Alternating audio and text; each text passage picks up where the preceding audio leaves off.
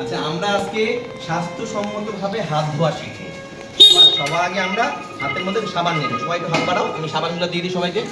ঠিক আছে?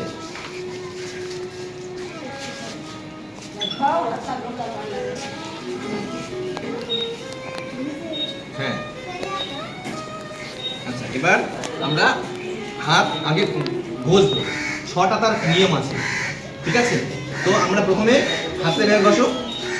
হলো? এবার এরকম করো, আঙুলের ভেতরে আঙুল ঢোকাও।